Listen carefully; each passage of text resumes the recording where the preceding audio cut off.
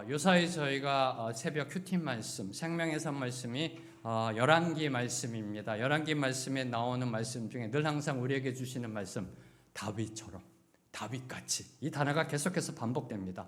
다윗처럼 행하지 않았다, 다윗같이 살지 못했다. 하나님의 심판의 기준입니다. 얼마나 감사한지요? 그에 맞춰서 저희 교회에 다윗의 영성을, 그 은혜를 받을 수 있는 이 사무엘 하 말씀으로 우리를 이끌어 주심에 너무나 감사합니다. 작년에는 사무엘 상의 말씀으로, 올해는 이제 사무엘 하의 말씀 속에 기록되어 있는 그 다윗의 삶을 통하여 저와 여러분이 오늘 어떻게 살아가야 될지 그 하나님의 방향성을 잡게 되기를 소망합니다. 혹시 앤드루 카네기라는 그런 이름을 들어보신 적 있으신지요? 네, 그냥 카네기 하면 더 쉽겠죠. 네, 카네기라는 분을 아시는지요? 네, 철광 왕으로 불린 카네기는 19세기 미국 산업계를 대표했던 기업가이자 기업의 이윤을 사회에 환원한, 존경받는 자선가였었습니다. 근데 이 카네기가 그가 생전에 집무하던 사무실에 들어가면요, 한쪽 면에 아주 낡고 오래된 커다란 그림이 걸려 있었다고 합니다. 이 그림은 유명한 화가의 그림도 아니었고요, 그리고 아주 오래된 골동품의 가치가 있는 그림도 아니었습니다. 그럼에도 불구하고 이 그림은 카네기와 일생을 같이 한 그림입니다. 카네기가 28세부터 영업사원이었을 때부터 함께한 그림이고요, 그리고 카네기가 좌우명으로 삼은 그림이었습니다. 한번 올려보아 주실래요? 자막으로요. 네. 잠시 한번 이 그림을 보시기 바랍니다. 네, 카네기 오피스에 걸려 있었던 이 그림. 갯벌에 버려져 있는 듯한 돛담배의 그림입니다. 어떤 느낌이 드세요? 쓸쓸, 황양, 절망, 좌절. 그런데 무엇이 카네기로 하여금 좌우명 삼게 했을까요? 그 그림 밑에 있었던 것, 그 그림 밑에 있었던 글귀, 반드시 밀물이 온다. 그때 나는 바다로 나가리라. 이 그림이 카네기의 마음을 사로잡은 이유, 평생 좌우명으로 삼은 이유는 바로 그 그림, 그 글귀 때문이었습니다. 이제 내려주셔도 됩니다. 네. 다 반드시 민물은 온다. 네. 지금 돛담배는 썰물 가운데 있습니다. 갯벌에 놓여 있습니다. 반드시 밀물의 때는 온다. 그때 나는 바다로 나가리라. 이 글귀 때문에 평생 이 그림을 놓고 인생의 좌우명으로 삼았다고 합니다. 자, 오래전 이스라엘의 왕으로 기름 부음 받았으나 도망자의 삶을 살아야 했던 다윗, 그에게 드디어 때가 임하였습니다. 갯벌에 덩그러니 던져진 돛담배와 같은 인생이었던 그 다윗의 인생 가운데 드디어 밀물의 때가 임하였습니다. 15년 만에 그 때가 임하였습니다. 이제 다윗이 신앙의 노를 저어 바다로 나아가야 할 차례입니다. 그래서 오늘 말씀 제목을요, 밀물 들어올 때 노를 젓는 영성이란 제목으로 나아간 겁니다. 네. 이 썰물에 버려진 듯한 이 다윗의 인생 가운데 하나님의 밀물의 때가 들어왔습니다. 이제 다윗 차례라는 겁니다. 다윗이 신앙의 노를 저어 나아가야 할 차례라는 겁니다. 자, 오늘 말씀 1절 말씀 함께 읽습니다. 시작. 그 후에 다윗이 여호와께 여쭈아뢰되 내가 유다 한 성읍으로 올라가리이까 여호와께서 이르시되 올라가라. 다윗이 아뢰되 어디로 가리이까 이르시되 헤브론으로 갈지니라. 그 후에 다윗이 여호와께 여쭈어 아뢰되, 그 후에 다윗이 여호와께 여쭈어 아뢰되, 다윗이 사울과 요나단의 장례식이 끝난 다음 지난주 말씀이었죠. 그 장례식이 끝난 다음에 취한 첫 행보는 하나님께 길을 묻는 것이었습니다. 이제 이스라엘의 왕의 자리로 나아가는 그 첫걸음부터 하나님의 인도하심을 구한 것이었습니다. 자, 이는 당시 다윗이 하나님의 주권을 얼마나 철저하게 신뢰하였는지를 잘 보여주고 있습니다. 무슨 말이냐고요? 자, 이제 자신을 뒤쫓던 사울이 죽었습니다.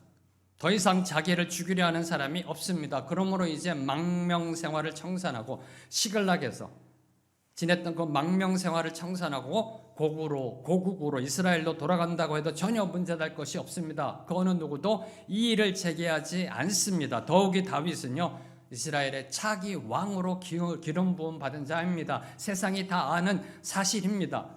이스라엘로 돌아가는 것은 당연합니다. 근데 이 당연한 것, 고국으로 이스라엘로 돌아가는 일조차 하나님께 물을 정도로 다윗은 매사에 하나님의 뜻을 구하였던 겁니다. 민물이 들어옵니다.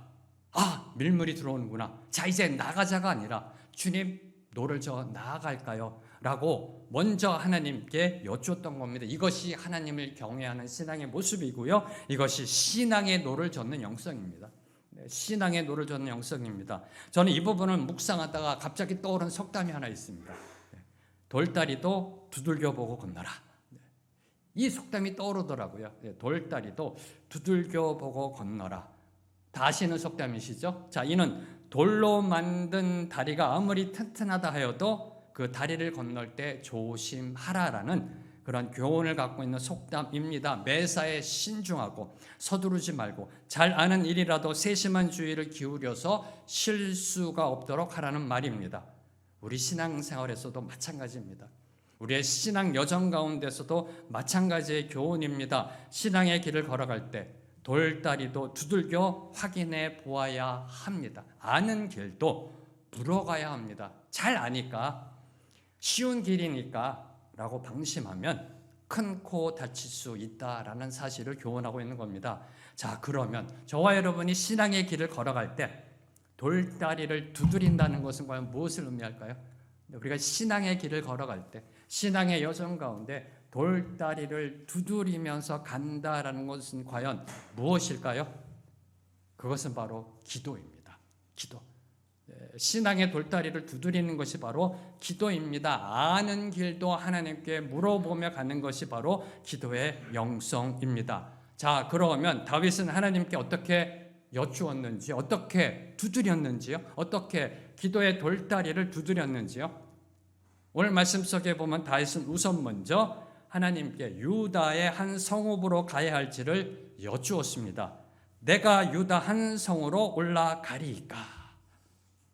여기서 저와 여러분이 주목해야 하는 것, 다윗은 유다의 한 성이라고만 말하였을 뿐 어느 특정한 성읍을 지칭하지 않았습니다. 주님, 지금 저와 함께하는 사람들이 남자만 600명이고 가족까지 하면 2,000명이 넘습니다. 제가 생각할 때는 아무래도요, 이런 것이 후보지로 마땅할 것 같은데 하나님 어떻게 생각하시는지요? 이렇게 하지 않았다는 겁니다. 다윗의 어떤 성으로 올라갈까요? 라고 말씀하면서 특정한 성읍을 지칭하지 않았다는 겁니다. 자, 뭘 의미할까요? 이는 하나님이 지시하시는 곳이라면 어딘지 가겠다라는 신앙적 의지가 담겨 있는 겁니다. 내 생각을 이야기한 것이 아닙니다. 내 상황, 내 주변, 내 조건을 계산기 두드리고 이런 상황에 봤을 때 요게 괜찮을 것 같은데 주님 이 중에 어딜까요가 아닙니다. 하나님 앞에 백지를 내놓고 거기다 하나님이 답을 써달라고 지금 올려드리고 있는 겁니다. 내 뜻, 내 생각이 아니라 하나님의 뜻을 구하고 있는 겁니다. 이런 다윗의 물음에 하나님이 올라가라 명하시자 올라가리이까? 올라가라. 그 즉시 일어나 추종자들을 이끌고 유다로 올라가지 않았습니다. 올라가라. 여러분 어떻게 하시겠습니까? 네, 올라가겠습니다. 올라가시나요? 올라가지 않았다라는 겁니다. 다시 하나님께 기도합니다. 다시 하나님께 기도하며 구체적으로 어디로 가야 할지를 물었습니다. 어디로 가리까? 이것이 돌다리도 두들기는 영성입니다.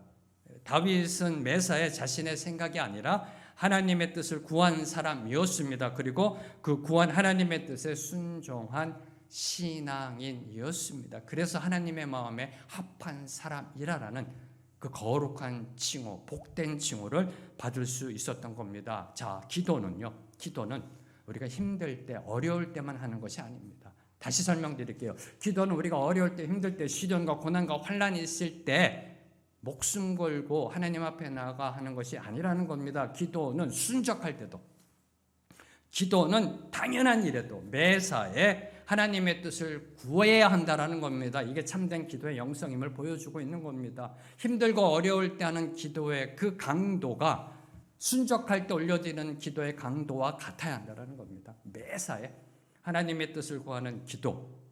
이 부분까지 묵상하며 저는 이런 질문을 던져봤습니다. 다윗도 우리와 같은 인간인데 어떻게 이런 귀한 기도의 영성을 배울 수 있었을까? 매사에 묻잖아요. 저는 이 부분이 정말 놀랐어요. 묵상하면서요. 네. 아까도 말씀드렸잖아요. 저 같으면요, 딱 돌아보니까 2,000명이에요. 지금 함께 있는 사람이. 3,000년 전에 이 2,000명이 어느 마을로 들어간다고 생각해 보세요. 어느 마을이 2,000명을 수용할 수 있어요? 생각해 보세요. 네. 그러면 내 생각에 주님, 지금 이 상황으로 봤을 때는 요 도시가 괜찮을 것 같습니다라고 저는 할 것 같아요. 그 하나님이 좋아하실 거라고 생각하면서. 네. 그럴 것 같아요. 다윗은 그렇게 하지 않았다라는 겁니다. 네. 하나하나 여쭤봤어요. 백지를 내면서 하나님께서 답을 써주시고 이걸 어디서 배웠을까? 그때 주일학교도 없었잖아요. 성경 공부도 없었잖아요. 이걸 어디서 배웠을까? 들에서 배웠을까? 목동하면서 어디서 배웠을까? 그러면서 내린 결론, 광야다, 광야. 네. 이 기도의 영성을 배운 곳은 바로 광야입니다. 카네기 그림으로 말하면 썰물의 갯벌, 썰물의 갯벌에 있을 때, 광야에 있을 때 다윗은 이 기도의 영성을 배운 겁니다. 사울의 추격을 피해 10년 이상 도망 다닐 때, 그 광야에 있을 때, 좌절과 절망과 환난 가운데 있을 때 다윗이 할 수 있었던 것은 오직 기도밖에 없었습니다. 이게 증거로 나타나는 것이 다윗의 시편입니다. 네, 다윗의 시들. 매사에 하나님께 물어야 했습니다. 왜요? 그래야 살 수 있으니까. 광야에 있으니까 하나하나 물어봐야 됩니다. 하나님께. 그래야 생존할 수 있으니까.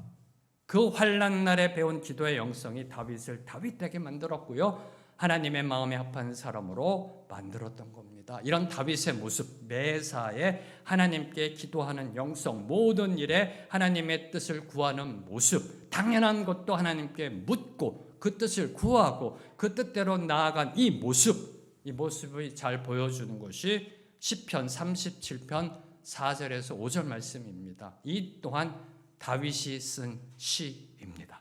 다윗이 쓴 시입니다. 시편 37편 4절에서 5절 말씀 함께 읽습니다. 시작. 또 여호와를 기뻐하라. 그가 내 마음의 소원을 내게 이루어 주시리로다.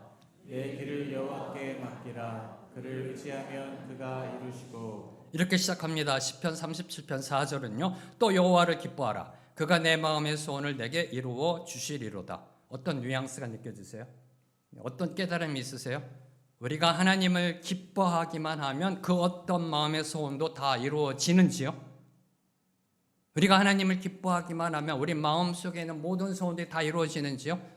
여러분의 자녀들이 전부 다 서울대학교 수석 입학하고 여러분의 자녀들이 전부 다 좋은 데 취직하고 전부 다 좋은 믿음의 가정 세우게 되고 건강하고 암 안 걸리고 안 아프고 평생 행복하게 살다가 하늘나라 가는지요? 하나님을 기쁘기만 하면, 하나님을 기뻐하기만 하면, 하나님을 기뻐하게 하면 그 어떤 마음의 소원도 다 이루어지는지요? 그럼 다윗은 뭘 말하고자 하는 것일까요? 뭘 말하고자 하는 것일까요?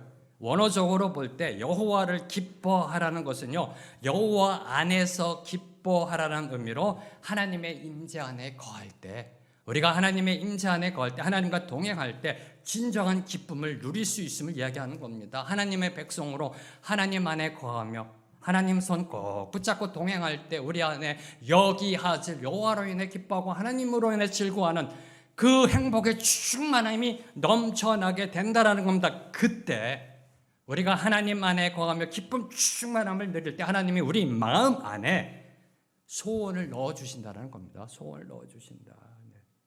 소원을 넣어주신다. 그 소원이 불일 듯 일어난다라는 것이 내 마음의 소원을 내게 이루어 주시리로다고 번역된 원어의 의미입니다. 그래서 번역을 조금 바꿔야 돼요. 우리가 하나님과 동행하며 살아갈 때 하나님이 우리 삶 속에 어떻게 살아가야 하는지 비전을 주신다는 거예요. 소망을 막 주신다는 거예요. 그게 막 불일 듯 일어난다는 겁니다. 내 소원이 아니라 하나님이 주시는 소원이. 그 그 소원이 막 불일 듯 일어난다는 겁니다. 이때 대부분의 사람들은요, 그 소원, 하나님이 나에게 주신 소원, 하나님이 부어주신 소원을 이루기 위해 무언가를 하려고 합니다. 무언가를 해야만 된다라고 생각합니다. 왜요? 하나님이 이런 비전을 주셨으니까, 하나님이 나에게 이런 소원을 주셨으니까, 이런 꿈을 주셨으니까 이제 온 힘을 다해 그 비전, 그 소원을 이루어 가려고 합니다. 아주 위험한 유혹입니다. 아주 위험한 유혹입니다. 네. 이게 신앙적 유혹입니다. 신앙적 유혹. 네. 누구나 쉽게 넘어지는, 저도 예외가 아니고요. 네.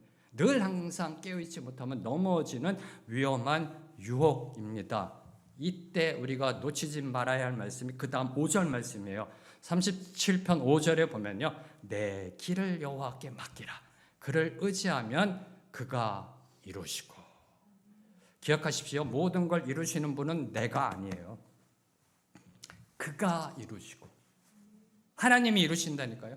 하나님이 이루신다니까요. 하나님이 우리 마음 안에 불어넣으신 소원, 하나님이 우리에게 주신 그 비전, 그 소망, 이제 어떻게 이루어 가야 할지 다시 하나님께 여쭈어야 한다는 겁니다. 주님 감사합니다. 이 비전을 주셔서, 이 소원 주셔서 감사합니다. 이제 어떻게 이걸 이루어 갈까요? 라고 하나님께 맡겨야 한다는 겁니다. 내 길을 여호와께 맡기라. 그러면 그가 이루시리라. 하나님이 이루실 것을 신뢰하고 하나님께 맡겨야 한다는 겁니다. 이게 바로 오늘 말씀 속 다윗이 보여주는 모습입니다. 이것이요. 네. 돌다리도 두들겨가는 영성입니다. 이 영성을 깨달은 사도 바울께서는 이렇게 고백하십니다. 빌립보서 2장 13절 말씀. 너희 안에서 행하시는 이는 하나님이시니. 기억하십시오. 저와 여러분 안에서 행하시는 분 오직 한 분 하나님이십니다. 우리가 아닙니다. 우리가 아니라니까요. 그가 이루시고 너희 안에서 행하시는 이는 하나님이시니 하나님 자기의 기쁘신 뜻을 위하여 너희에게 소원을 두고 행하게 하시나니. 이 영성을 깨달은 사도 바울의 고백입니다. 자, 다윗은 사울이 죽자 이스라엘로 돌아가야 한다는 생각이 들었습니다. 소망이 생겼습니다. 이제 돌아가야 되겠다. 비전이 생겼습니다. 소원이 생겼습니다. 그 소망을 하나님께 올려드리며 기도했습니다. 그러자 하나님은 3절을 보면 다윗의 기도에 헤브론으로 가라고 지시하셨습니다. 길을 맡기니 하나님께서 말씀해 주셨습니다. 헤브론으로 가라. 자, 그러면 왜 헤브론인가요? 왜 하나님은 다윗으로 하여금 헤브론으로 가라고 했을까요? 헤브론은 산지입니다. 네. 그 2,000명을 데리고 이제 산지로 올라가야 됩니다. 네. 자, 헤브론은 이스라엘 민족의 조상 아브라함의 거주지였습니다. 그리고 유다 지파의 중심지였고요. 그리고 당시 다윗을 돕고 추종하는 백성들이 많은 곳이었습니다. 한마디로 하나님은 이제 다윗을 유다의 왕으로 세우시기 위하여 헤브론으로 가라라고 말씀하셨던 겁니다. 자, 이는 성경적으로 볼 때 상당히 중요합니다.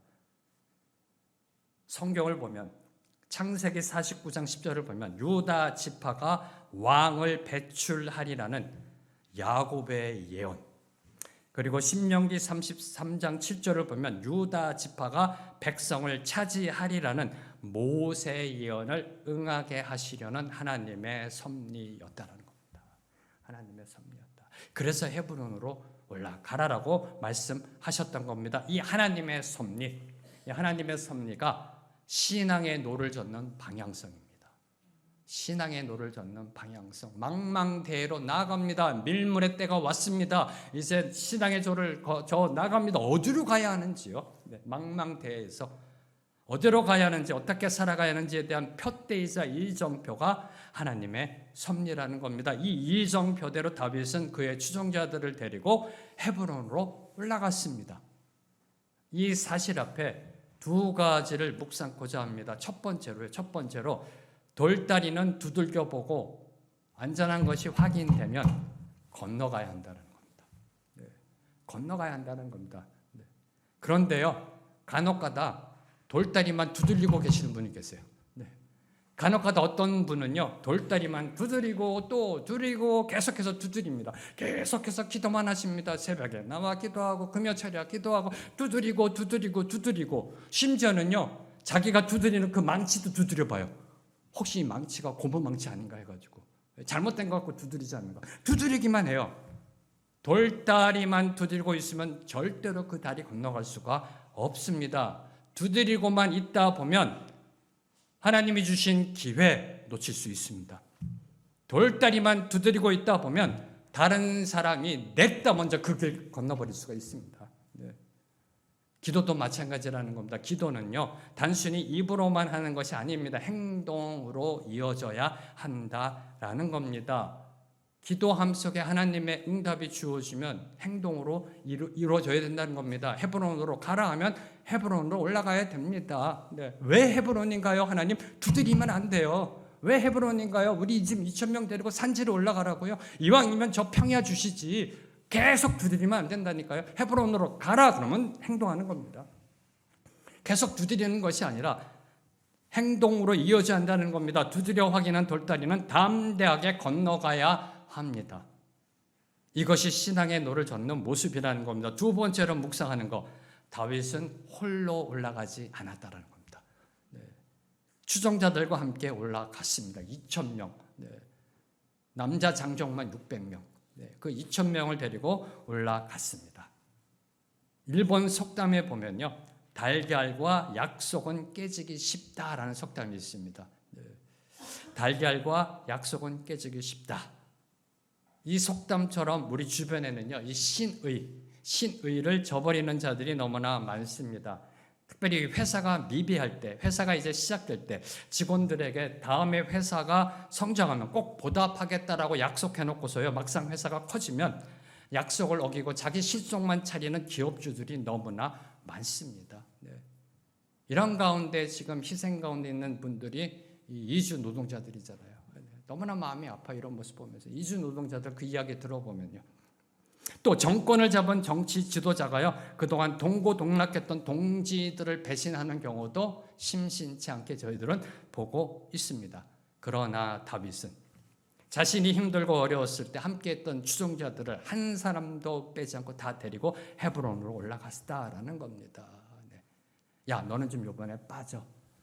저 헤브론 산지 올라가니까 좀 빠져. 이번 기회에 좀 정리해야 되겠어가 아니라 함께 힘들게 고생했던 모든 사람들을 데리고 올라갔습니다. 왜요? 이제 자신이 앞으로 누릴 영광 그들과 함께 나누기 위해 헤브론으로 한 사람도 빠지지 않고 다 데리고 올라갔다라는 겁니다. 병든 사람, 늙은 사람, 다친 사람, 아픈 사람 한 사람도 빼놓지 않고 다 데리고 올라갔다는 겁니다. 이 모습이 바로 기독교가 추구하는 모습이라는 겁니다. 기독교는요, 개인적인 돛 닦는 종교가 아니라는 겁니다. 네. 개인적인 돛 닦는 종교가 아니라 공동체 교회, 하나님의 나라를 세워가는 종교입니다. 교회는 함께 울고 함께 웃는 공동체입니다. 영광과 축복만이 아니라 시련과 고난도 함께 겪는 신앙 공동체임을 보여주고 있는 겁니다. 바로 이런 공동체를 다윗이 세워갔음을 보여주고 있습니다. 고난의 아둘람 공동체에서 얼마나 고난이에요. 네. 얼마나 시련이에요. 피해 다녀야 되잖아요. 정착 못합니다. 네. 생각해 보세요. 2,000명이 이리 저리 도망갔다 이리 도망갔다. 깐난하게 안고서요. 네. 사울이 온다 그러면 또 도망가야 되고. 네. 이 시련, 고난, 환난의 아둘람 공동체가 이제 영광의 헤브론 공동체로 나아감 속에 다윗은 옆에 있는 자들과 끝까지 함께하였던 겁니다. 자, 다음으로 이제 4절을 보면요, 헤브론에 도착한 다윗이 드디어 유다의 왕으로 즉위하였습니다. 4절 말씀, 유다 사람들이 와서 거기서 다윗에게 기름을 부어 유다 족속의 왕으로 삼았더라. 자, 이는 다윗이 하나님께 이스라엘의 왕으로 선택받아 사무엘에게 기름 부음을 받은 지 무려 15년 만의 일이었습니다. 무려 15년 만에 하나님께 이스라엘 왕으로 선택받았습니다. 사무엘을 통하여 기름 부음 받았습니다. 그리고 이제 유다의 왕으로 즉위하였습니다. 무려 15년 만에. 저는 이를 묵상하는 가운데 특별히 곱씹은 사실 두 가지를 여러분과 함께 나누고자 합니다. 첫 번째로 다윗은 그 전이라도 자신이 원하기만 했다면 정적 사울을 제거하고 왕이 될 수도 있었다. 2번의 기회가 있었다는 겁니다.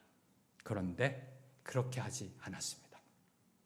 다윗은 그렇게 하지 않았습니다. 오랜 세월을 참고 기다렸습니다. 자, 이는 하나님의 주권, 그 섭리, 그 방향성에 순종해온 신앙을 보여준과 동시에 하나님께서 약속하신 그 약속의 말씀에 신뢰가 있었음을 보여주고 있는 겁니다. 내 길을 여호와께 맡기라. 그를 의지하면 그가 이루시고, 이 신뢰가 있었던 겁니다. 다음으로 제가 묵상하게 된 사실은요. 자, 다윗이 왕위에 올랐다고 해서 모든 것이 해결된 것은 아니었다라는 겁니다. 모든 것이 해결된 것은 아니었었습니다. 15년 전에 하나님이 다윗에게 이제 너는 이스라엘의 왕이다. 사무엘이 와서 기름 붓습니다. 근데 이제 왕이 됐습니다. 이제 모든 것이 다 끝났다는 게 아닙니다. 모든 것이 다 해결된 것은 아니었다라는 겁니다. 다윗은 자신의 혈족 지파인 유다 지파만의 왕이었을 뿐 이스라엘의 다른 지파, 10지파, 다른 지파들은 아직 다윗을 자신들의 왕으로 인정하지 않고 있습니다. 받아들이지 않고 있습니다. 다윗이 온 이스라엘의 왕이 된 것은 11절을 보면 그가 유다의 왕이 된 후 7년 6개월이 더 흐른 뒤였다라는 사실입니다. 온 이스라엘의 왕이 된 것은 이제 7년 6개월이 흐른 뒤였다라는 겁니다. 여기서 놓치지 말아야 할 것. 다윗은 이때에도 서두르지 않았다라는 겁니다. 이때에도 서두르지 않았다. 다윗은 힘으로 북쪽 이스라엘을 통합하려고 하지 않았습니다. 당시 다윗의 군사력으로는 얼마든지 트라이 해볼 만한 그 600명의 무장된 그 정예 부대들, 그리고 이제 유다 온 족속의 왕이 돼서 유다 병력까지 흡수하여 얼마든지 힘으로 밀어붙일 수 있었습니다. 한번 트라이 해볼 만 했을 겁니다. 그런데 그렇게 하지 않았다는 겁니다. 하나님의 때가 이르기까지 다시 기다리며 인내하였습니다. 조급해하지 않았고요. 하나님이 주시는 또 다른 밀물의 때를 기다렸던 겁니다. 밀물은 반드시 온다. 밀물은 반드시 온다. 그 밀물의 때를 기다렸던 겁니다. 비록 7년 반이라는 세월이 지체되는 듯이 보였지만, 그렇죠? 인간적 입장에서 보세요. 세상적 입장에서 보세요. 7년 반이라는 세월이 지체되는 듯이 보였지만 다윗은 인내함으로 기다려 마침내 온 이스라엘의 왕이 되었습니다. 그것도 북이스라엘의 10개 지파가 와서 자발적으로 추대하는 형식으로 왕이 되었습니다. 그리고 하나님과 사람들이 인정하는 이스라엘의 역사상 최고의 위대한 왕이 되었습니다. 하나님의 약속은요, 더디 성취되는 것 같지만 반드시 성취됩니다. 하나님이 정하신 가장 적당한 때 성취됩니다. 사랑하는 성도 여러분, 기억하십시오. 하나님은 하나님의 약속을 믿고 하나님을 의지하며 하나님의 때를 기다리는 자를 반드시 선한 길로 인도하십니다. 약속을 반드시 이루어 주십니다. 그래서 히브리서 10장 36절은 다음과 같이 선포합니다. 히브리서 10장 36절 말씀 함께 읽습니다. 시작. 너희에게 인내가 필요함은 너희가 하나님의 뜻을 행한 후에 약속하신 것을 받기 위함이라. 하나님의 뜻을 행하고 싶으신지요?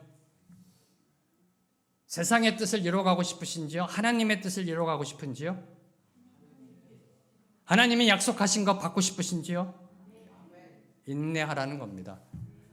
인내하는 자가 하나님의 뜻을 행하고 하나님이 약속하신 것을 받게 된다라고 성경이 선포합니다. 하나님의 말씀이 선포합니다. 다시 말해 신앙의 노를 저어감에 있어서 반드시 필요한 것이 무엇이다? 인내의 영성이다. 인내의 영성이다. 기도의 영성뿐만 아니라 인내의 영성이 필요함을 저와 여러분에게 교훈하고 있습니다. 그리고 더 놀라운 것은요, 바로 이런 인내하는 자, 다윗처럼 인내하는 자가 혹시 복음서에 씨 뿌리는 자의 비유 아시는지요? 몇 개의 밭이 나오나요? 4개의 밭이 나오잖아요. 그 중에 제일 좋은 밭이 어느 밭이에요? 옥토, 좋은 땅. 이 인내하는 자가 바로 옥토, 좋은 땅의 마음을 가진 자라고 주님께서, 우리의 주 예수 그리스도께서 선포하셨습니다. 누가복음 8장 15절 말씀. 좋은 땅에 있다는 것은 착하고 좋은 마음으로 말씀을 듣고 지키어 인내로 결실하는 자니라. 와우. 네. 이러니 다윗이 하나님의 마음에 합한 사람이 될 수밖에 없는 거죠. 네. 이러니 인내하는 자, 이 인내의 영성, 신앙의 노를 저어감에 있어서 반드시 필요한 이 인내의 영성, 이것이 왜 우리에게 필요하냐? 우리가 옥토밭이 되어야 되니까. 우리가 하나님의 말씀을 받아들여 신앙의 열매를 맺어가야 하니까. 지금 저와 여러분이 살고 있는 이 시대, 속도의 시대입니다. 속도의 시대입니다. 너무나 빠릅니다. 그렇죠? 아니세요? 정신이 없어요. 네. 1년, 2년 전과 비교해서요. 옛날에는 10년 주기로 가는데 지금은 1년 주기로 가는 것 같아요. 이렇게요. 세상이 너무나 빠르게 변합니다. 그 변화에 적응하지 못한 사람들은 하나, 둘 뒤처지기 시작합니다. 이게 사회 현상입니다. 그러다 결국 어떤 소리 들어요? 실패자, 낙오자, 루저라는 낙인을 찍히게 됩니다. 그러다 보니 요즘 세상에 나타난 사회 현상 중에 하나가 무엇인지 아세요? 조급증입니다. 조급증. 우리나라만이 아니에요. 세상 어느 곳이나 세상 전체가요. 이 네 글자를 이제 익숙해지고 있어요. 네 글자 익숙해지고 있습니다. 뭘까요? 빨리빨리. 빨리빨리. 이제 우리나라만이 아니라 전 세계가 이 빨리빨리라는 조급증의 블랙홀로 빨려 들어가고 있습니다. 특별히 이 기술 개발 측면에서, 특별히 AI 개발적 측면에 있어서 누가 더 빨리 개발하느냐. 온통 속도 전쟁입니다. 빨리빨리. 네. 이때 필요한 것이 무엇인가요? 저희 교회 주신 귀한 영성. 저희 교회 하나님이 주신 귀한 영성 있잖아요. 거북이 영성. 거북이 영성이라는 겁니다. 우리에게 필요한 거 거북이 영성. 근데 인내의 영성을 따르게 얘기하면 거북이 영성이죠. 그렇죠? 거북이 영성. 이솝 우화에 나오는 토끼와 거북이 경주 이야기가 교훈하듯이 빨리 가는 것이 정답이 아니다라는 겁니다. 빨리 가는 것이 정답이 아니다. 만약에 다윗이 7년 반을 못 기다리고 힘으로 북이스라엘 밀어 올라갔다고 생각해 보세요. 어떤 역사가 쓰여졌을까? 빨리 가는 것이 정답이 아니라는 겁니다. 좀 느리게 가더라도 제대로 올바로 뚜벅뚜벅 거북이처럼 목표를 향해 나아가는 삶이 정답의 인생이라는 겁니다. 다시 말해 정답은 속도가 아니라 방향이다. 자, 이를 묵상하며 질문을 제게 던졌던 겁니다. 그 질문을 여러분에게 한번 던져보겠습니다. 만약 여러분이 이때 다윗이었다면 이제 왕이 됐습니다. 제일 먼저 무엇을 하시겠는지요? 이제 여러분이 왕이 됐어요. 헤브론에서 왕이 됐습니다. 제일 먼저 뭘 하실런지요? 요새 11개의 말씀을 보면 정권이 바뀌면 제일 먼저 하는 게 정적 제거더라고요. 숙청에 피바람이 불더라고요. 요새 11개 말씀을 보면 특별히 북이스라엘의 왕조가 바뀌면 정적 제거인가요? 세상의 모습은 그거 아닌가요? 정권 잡으면 어떡하나요? 왕권 강화하기 위해서 정적 제거하자. 요새 우리나라 들어가는 정치가 그 정치 아니에요? 네. 내 편으로 세워놔야 되잖아요. 이렇게. 여당이건 야당이건. 이게 세상의 모습이잖아요. 다윗이 제일 먼저 한 게 뭔가요? 왕권 강화, 정적 제거, 숙청의 칼부림. 왕이 된 다윗은요, 자신의 왕권을 강화하기 위해 사울 왕의 측근들, 정족들을 잡아내어 숙청하지 않았습니다. 네, 저 같았으면 도액 좀 한번 불러봤을 것 같아요. 도액. 한번 불러와서 한번 얘기해 보고 싶었을 것 같아요. 네, 제거하지 않았다라는 겁니다. 도액이 누구인지 모르신 분은 성경을 내 나이만큼만 읽어주세요.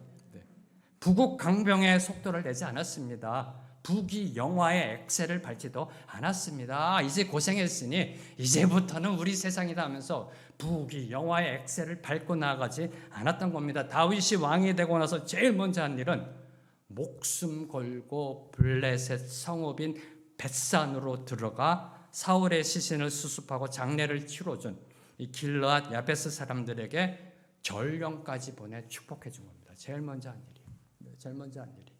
다윗이 이렇게 한가한가요? 이제 왕이 됐는데 할 일이 산더미같이 쌓여 있었을 텐데요. 군대를 정비해야 되고. 그런데 제일 먼저 한 일, 길르앗 야베스 사람들에게 전령을 보내서 축복한 일이었다라는 겁니다. 5절과 6절 말씀. 함께 읽습니다. 시작. 당시 길앗 야베스 사람들에게 전령을 보내 그들에게 이르되 너희가 너희 주 사울에게 이처럼 은혜를 베풀어 그를 장사하였으니 여호와께 복을 받을지어다. 너희가 이 일을 하였으니 이제 여호와께서 은혜와 진리로 너희에게 베푸시기를 원하고 나도 이 선한 일을 너희에게 갚으리니. 자, 여기서 질문이요.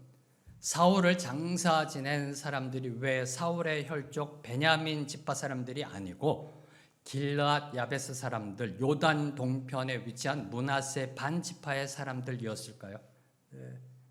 베냐민 지파잖아요, 사울은요. 왜 베냐민 지파 사람이 아니고 므낫세 반 지파, 그것도 요단 동편에 살고 있는, 지금의 요르단에 살고 있는 길앗 야베스 사람들이었을까요?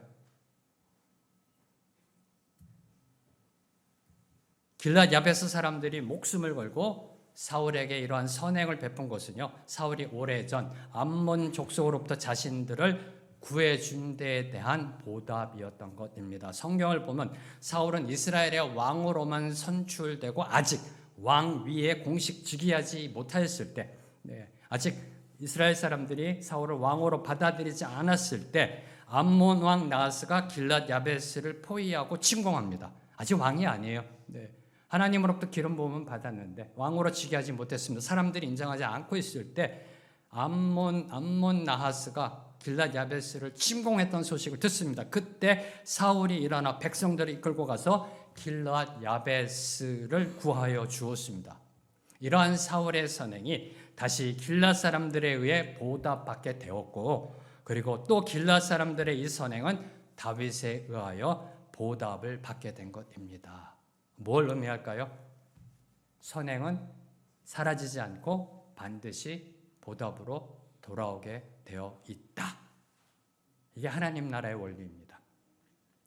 하나님 나라의 원리입니다. 그래서 사도 바울께서는 다음과 같이 권면하십니다. 갈라디아서 6장 9절 말씀, 우리가 선을 행하되 낙심하지 말지니 포기하지 아니하면 때가 이름에 거두리라. 우리가 선을 행하면 때가 이르러 거두리라. 선은 선을 낳게 되어 있다. 선은 반드시 그 보답으로 이어가게 된다. 하나님 나라의 원리, 바로 이것을 다윗은 국정 운영의 우선순위로 두었던 겁니다. 하나님의 선함의 열매 맺는 것. 하나님의 선함의 열매 맺는 것. 부국강병도 아니었고요. 부귀영화도 아니었고요. 선함. 나라의 선함을 세우는 것. 하나님의 선하심을 증거하는 것, 이것을 국정 운영의 우선순위로 두었던 겁니다. 나라를 다스리는 국정 운영의 우선순위는 나도 이 선한 일을 너에게 갚으리니 라는 겁니다. 나도 너에게 이 선한 일을 갚으리니. 이제 우리 차례입니다. 이제 저와 여러분의 차례입니다. 왜요? 에베소서 2장 10절 말씀 함께 읽습니다. 시작. 우리는 그가 만드신 나라 그리스도 예수 안에서 선한 일을 위하여 지으심을 받은 자니 이 일은 하나님이 전에 예비하사 우리로 그 가운데서 행하게 하려 하십니다. 우리는 그가 만드신 바라, 우리는 하나님이 창조하신 하나님의 백성들입니다. 믿으시는지요? 그리고 이렇게 선포합니다. 그리스도 예수 안에서 선한 일을 위하여 지으심을 받은 자다. 저와 여러분이 왜 지음 받았어요? 선한 일을 위하여. 우리가 살면서 뭘 해야 돼요? 선한 일. 기억하십시오. 우리 모두는 그리스도 예수 안에서 선한 일을 위하여 지음받은 자입니다. 바로 이 정체성을 증거, 선포, 실천하는 것이 다윗의 국정 운영의 우선순위였던 겁니다. 사랑하는 성도 여러분, 지금 여러분 무엇 때문에 그리도 바쁘세요? 무엇 때문에 그리도 허둥지둥, 아둥바둥 살아가고 계세요? 무엇 때문에? 기억하십시오. 인생은 속도가 아니라 방향이라는 겁니다. 속도가 아니라 방향입니다. 방향. 오늘 말씀을 맺겠습니다. 다윗은 하나님이 예비하신 밀물의 때가 오기를 기다렸습니다.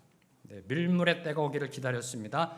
고독과 황량함의 절망이 휘감고 있는 그 갯벌에서 기다렸습니다. 그리고 그 밀물의 때가 오자 신앙의 노를 저어 나아갔습니다. 하나님이 보여주시는 그 섭리의 이정표를 따라 순종하며 나아갔습니다. 뚜벅뚜벅 나아갔습니다. 이런 다윗의 모습, 신앙의 노를 저어 나간 모습 가운데 오늘 저와 여러분이 본받아야 할 그 영성은 세 가지입니다. 첫째, 아는 길, 당연한 길도 두드리며 나아가는 매사에 하나님의 뜻을 구하는 기도의 영성입니다. 아는 것, 당연한 것도, 사소한 것도 하나님께 그 뜻을 구하는 기도의 영성. 두 번째로 절대 서두르지 않고 하나님의 때를 기다리는 인내의 영성. 다시 말해 하나님보다 앞서지 않는 영성. 저와 여러분이 신앙생활 하는 데 있어서 자칫 잘못하면 하나님보다 앞서게 되어 있습니다. 자칫 잘못하면. 왜요? 하나님을 그만큼 사랑하니까. 하나님을 향한 그 열정이 그만큼 강하니까. 나도 모르게 하나님보다 앞서갈 때가 있어요. 그래서 하나님의 때를 기다리는, 하나님의 방법대로 순응해 나아가는 인내의 영성이 필요하고요. 마지막으로 여러분의 인생의 노를 젓는 우선순위는 세상 가치관에 두는 것이 아니라 하나님의 선함을 증거하고 하나님의 하나님 되심, 하나님의 나라를 선포 증거하는 데 두는 영성이라는 겁니다. 이 다윗의 영성이 오늘 우리 모두의 영성이 되길 소망하며 함께 찬양하며 나아갑니다. 오늘 말씀을 묵상하는데요, 그냥 떠오르는 찬양이 이 찬양이었었어요. 믿음이 없이는 하나님의 밀물을 볼 수가 없습니다. 믿음이 없이는요, 신앙의 노를 저어갈 수 없습니다. 함께 찬양하며 나아갑니다.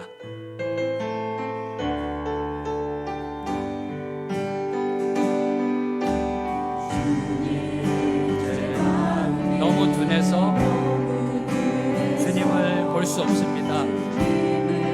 썰물에 갯벌에 있을 때 그 심정이죠. 광야에 있을 때 심정입니다.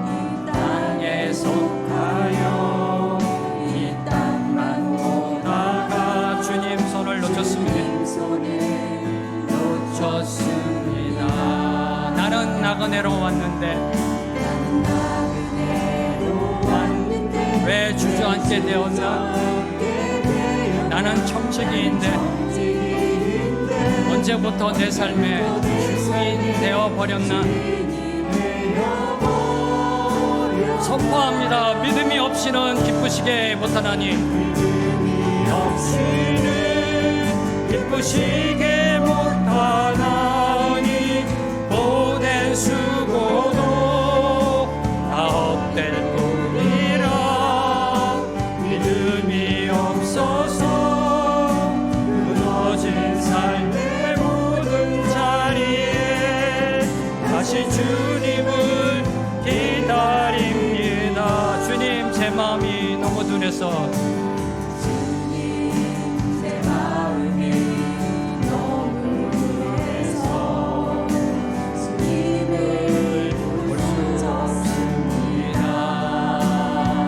땅에 속하여 이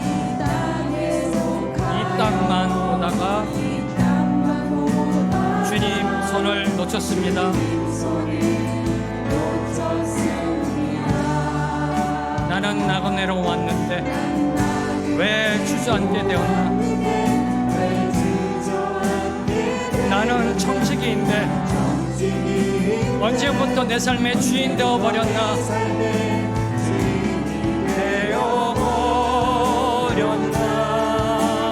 믿음이 없이는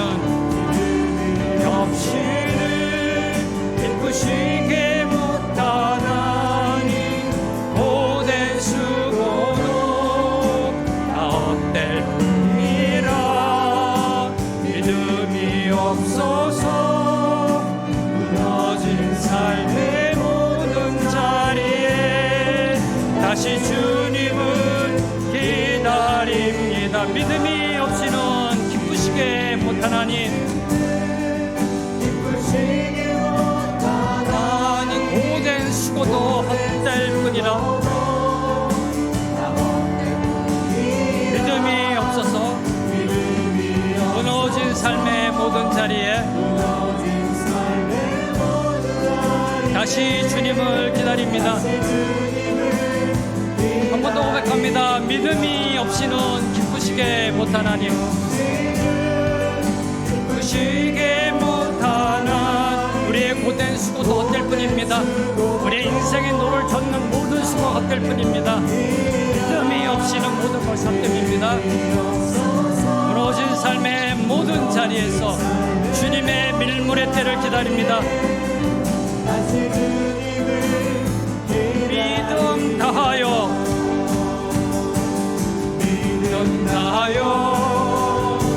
그 위에 서리라. 하나님의 나라는 무너지지 않으리. 믿음 다하여 그 나라 세워가리라. 주님 곧 오실 때까지 믿음 다하여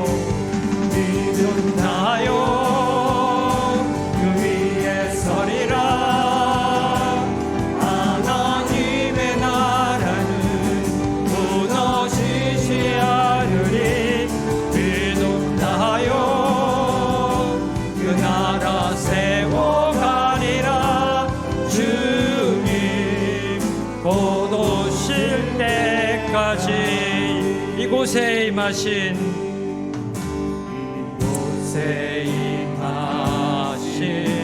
하나님 나라 가난한 마음으로 바라보리라.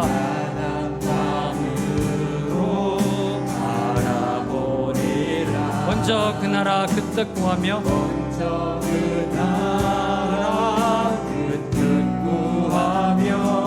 나의 삶 드리리.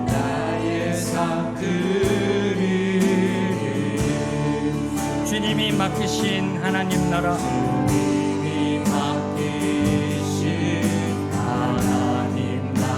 믿음의 눈으로 바라보리라.